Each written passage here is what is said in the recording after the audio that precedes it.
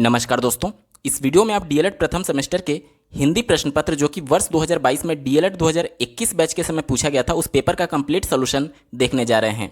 यदि विगत 5 वर्षों में डीएलएड प्रथम सेमेस्टर के सभी सब्जेक्ट्स के पूछे गए प्रश्न पत्रों का कंप्लीट सॉल्यूशन देखना चाहते हैं तो इस वीडियो के समाप्त होने के बाद से आप इस वीडियो का डिस्क्रिप्शन जरूर चेक करिएगा। चलिए दोस्तों, इस वीडियो को प्रारंभ करते हैं। वस्तुनिष्ठ में पहला प्रश्न पूछा गया था, अंतस्थ व्यंजन की संख्या है तो य, र, ल और व, इसको अंतस्थ व्यंजन कहते हैं। इनकी संख्या 4 होती है। ऑप्शन नंबर 3 इसका सही उत्तर हो जाएगा। दूसरा प्रश्न पूछा गया था, स्पर्श व्यंजनों की संख्या है तो जैसा कि आपको ज्ञात होगा क वर्ग, च वर्ग, ट वर्ग, त और प वर्ग में कुल 5-5 व्यंजन होते हैं जो कि स्पर्श व्यंजन के अंतर्गत आते हैं।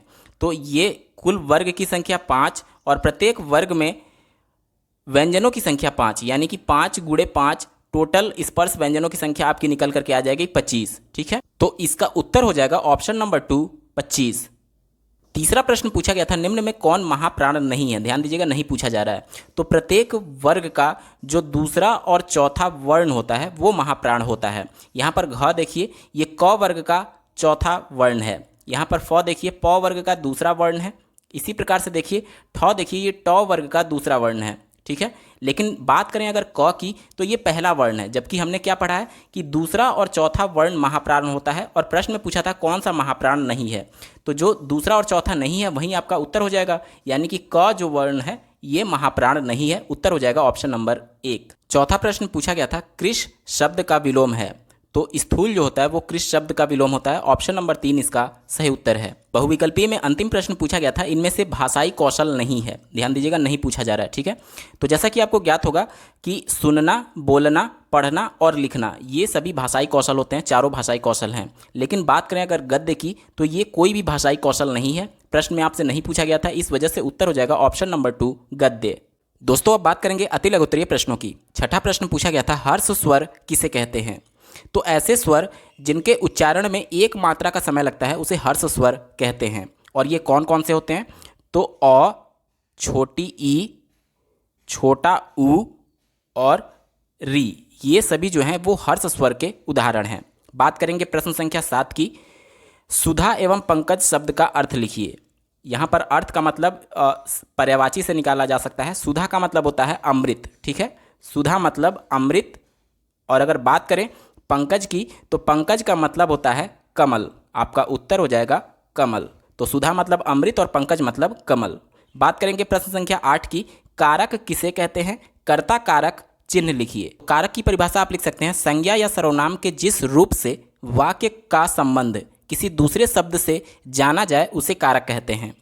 और साथ ही प्रश्न में आपसे कर्ता कारक चिन्ह भी पूछा गया था। तो कर्ता कारक का जो चिन्ह होता है वो ने होता है। जैसे कि मैं बोलूं, राम ने श्याम को मारा।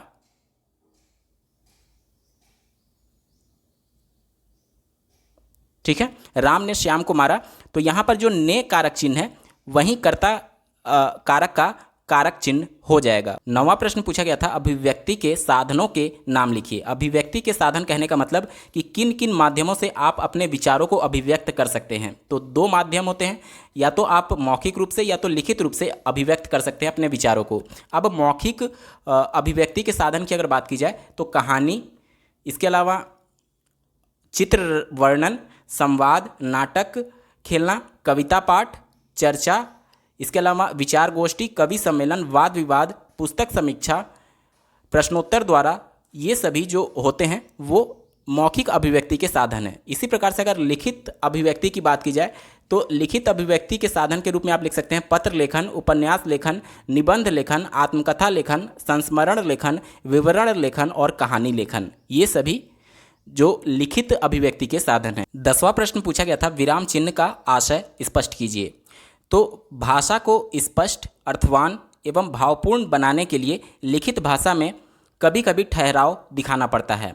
इस ठहराव को दिखाने के लिए कुछ विशेष प्रकार के चिन्हों का प्रयोग किया जाता है जिसे विराम चिन्ह के नाम से जाना जाता है, जैसे कि खड़ी पाई, कॉमा, इसके अलावा उद्धरण चिन्ह, ये सभी जो हैं विराम चिन्ह के उदाहरण हैं। बात करेंगे प्रश्न संख्या 11 की, मॉन्टेसरी विधि का उपयोग कब किया जाता है। मॉन्टेसरी विधि का प्रयोग जब बालक 3 से 6 वर्ष के बीच में होता है, यानी कि प्राथमिक विद्यालय में जाने से पहले उसको प्राथमिक विद्यालय के लिए तैयार करने के लिए प्री प्राइमरी के तहत उसको मॉन्टेसरी विधि का अपना करके उसको पढ़ाई के लिए तैयार किया जाता है। तो आपका उत्तर हो जाएगा प्री प्राइमरी, यानी बालक की आयु जब 3 वर्ष से 6 वर्ष होती है तब मॉन्टेसरी विधि का प्रयोग किया जाता है। दोस्तों, बात करेंगे लघु उत्तरीय प्रश्नों की। 12वां प्रश्न पूछा गया था, शिरोरेखा किसे कहते हैं? 2 उदाहरण देते हुए समझाइए।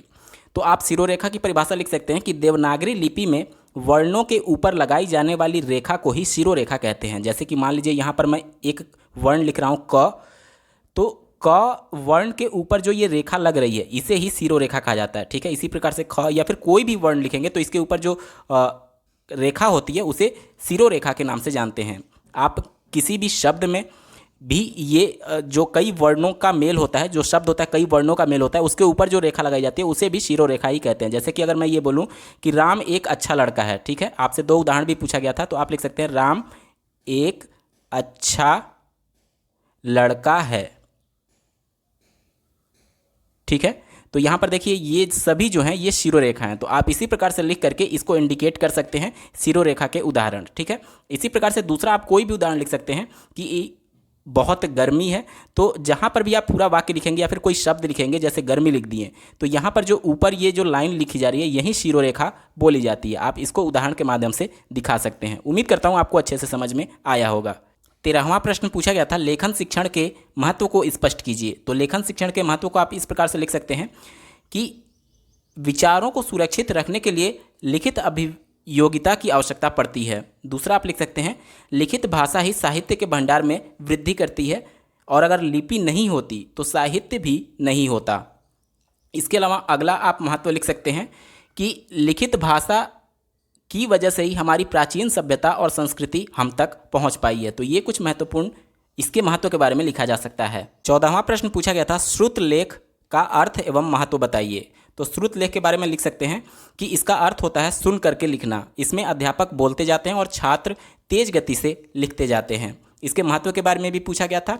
तो श्रुत लेख के महत्व के बारे में आप लिख सकते हैं, अक्षर विन्यास की शिक्षा मिलती है, बोध शक्ति का विकास होता है, लेखन की गति में वृद्धि होती है, सुंदरता, स्पष्टता और शुद्धता का अभ्यास हो जाता है, छात्र विराम चिन्हों का ठीक से उपयोग करना सीख जाते हैं। तो ये कुछ महत्वपूर्ण महत्व लिखा जा सकता है। बात करेंगे प्रश्न संख्या 15 की, ऊष्म व्यंजन किसे कहते हैं? उनके नाम लिखिए। ऊष्म व्यंजन की परिभाषा आप इस प्रकार से लिख सकते हैं कि ऊष्म का अर्थ होता है गर्म।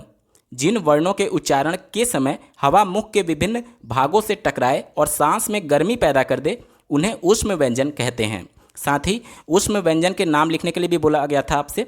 तो 4 ऊष्म व्यंजन होते हैं। पहला तालव्य स, दूसरा मूर्धा स, तीसरा श और चौथा ह।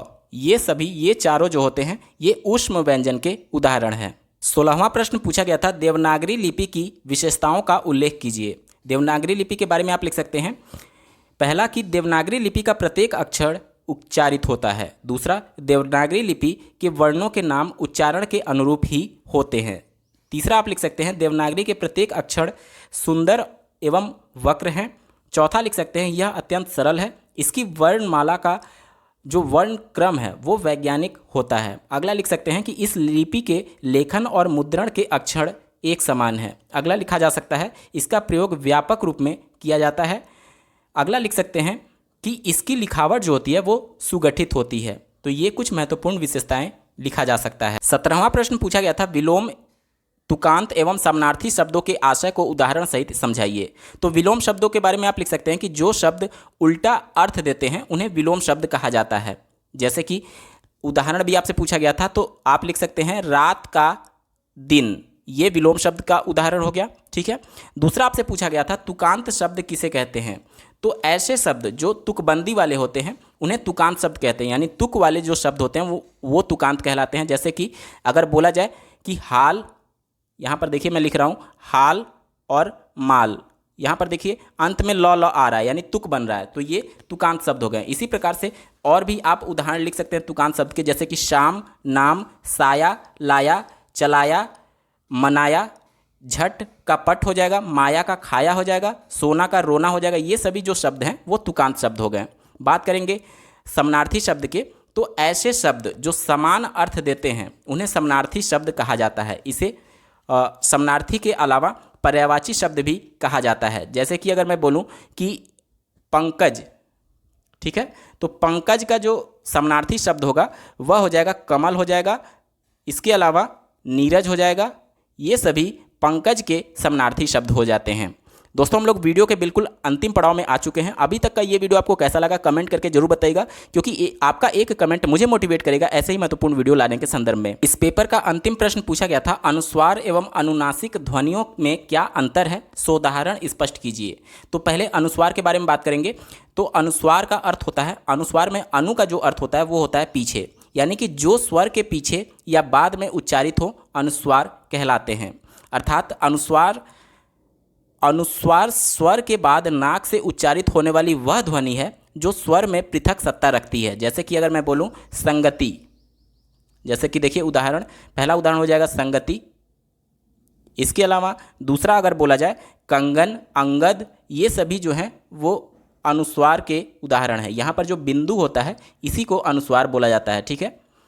और बात करें अगर अनुनासिक की, तो अनुनासिक के बारे में आप लिख सकते हैं कि मुख व नाक से उच्चारित वह ध्वनि जो पूर्णतः स्वर पर आश्रित होती है, अर्थात इसका स्वर के बिना उच्चारण नहीं हो सकता है। जैसे कि आंसू, अगर मैं बोलूँ आंसू, तो यहाँ पर देखिए जो चंद्र बिंदु होता है ये अनुनासिक का उदाहरण होता है, ठीक है। इसी प्रकार से मैं लिखूँ चांद, तो यहाँ पर देखिए यहाँ पर भी चंद्र बिंदु आ रहा है, तो ये सभी अनुनासिक ध्वनियों के उदाहरण हो गए। दोस्तों यहाँ पर पूरा पेपर आपका सॉल्व हो चुका है। आपको ये वीडियो कैसा लगा कमेंट करके जरूर बताइएगा, और ऐसे ही महत्वपूर्ण अपडेट के लिए इस चैनल को सब्सक्राइब करना ना भूलें।